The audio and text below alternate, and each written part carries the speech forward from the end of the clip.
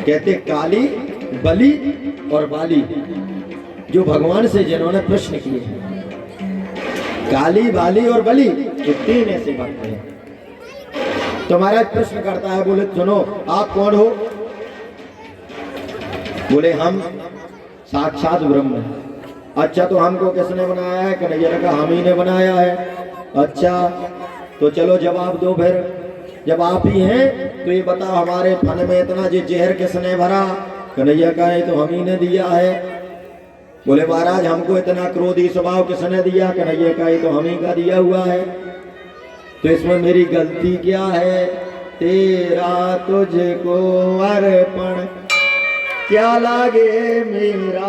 अरे जो कुछ तुमने दिया वो सब तुम्ही को अर्पण कर रहा है, इसमें हमारा क्या? तुमने क्यों इतना तामसी स्वभाव बनाया, हमारा क्रोधी बनाया है, विष भरा है, हमारी गलती थोड़ी है। तब कन्हैया ने समझाया कि सुनो तुम्हारे अंदर जो विष भरा गया है और तुम्हारा जो स्वभाव है, वो सारी व्यवस्थाओं के साथ साथ हमने तुम्हारे लिए एक दीप का भी निर्माण किया है। तुम्हारी सारी व्यवस्था की है और तुम उन व्यवस्थाओं के विरुद्ध जा रहे हो। रमण द्वीप है जहां पर सर्पों के रहने का स्थान है। अब पहले तो तुमने हमसे एक अलग देश मांग लिया और वो हमने तुमको दे दिया। पहले तुम बंटवारा कर गए, अपने लिए देश ले लिया और फिर भी हमारे यहीं पर आकर के जहर वमन कर रहे हो। ऐसे थोड़ी होता, या तो वहां अलग जगह ना लेते वरना यहाँ जहर ना उगलते, और यदि यहाँ जहर उगलोगे तो फन कुछ ले जाएंगे। कन्हैया ने समझाया जब रमण द्वीप मिल गया, पहले ही हमारी भारत भूमि के हिस्से काट दिए गए, बांट दिया गया इस भारत भूमि को।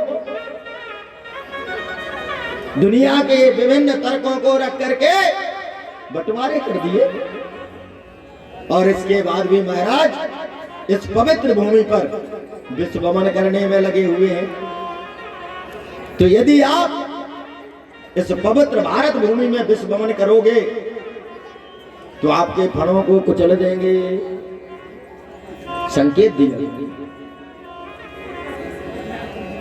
इसलिए महाराज कहा जाओ आप अपने रमण द्वीप में रहो, और अन्यथा यहाँ रहना है तो विष का वमन नहीं करना होगा। सारा तुम्हारी वजह से पूरा यमुना का जल विषाक्त हो गया है, गैया पीती हैं जहर से मर जाती हैं। आपने कितना आतंक मचा रखा है, जगह जगह आतंक फैला रखा है, जहां देखो तुम्हारा ही आतंक है। कुछ सत्कर्म तो तुम्हें करना आता नहीं, सिर्फ आतंक ही फैलाना आता है। तो उनके लिए कन्हैया के जैसे त्रेता युग में राम बन के आए, सीधे सरल थे, इसलिए जब सीधी उंगली से घी ना निकले ना तो फिर टेढ़ी करनी पड़ती है, और इसलिए कन्हैया फिर टेढ़े।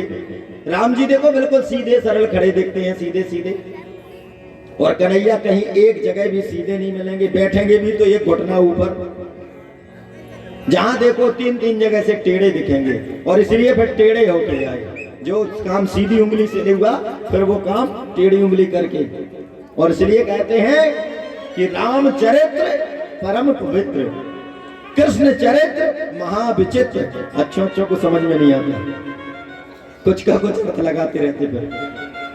और इस प्रकार से महाराज काली का मान मर्दन किया, और काली ने फिर उस स्थान को छोड़ दिया, काली दय को, उसका मान मर्दन हुआ। एक दिन कहते हैं महाराज दाबाग्नि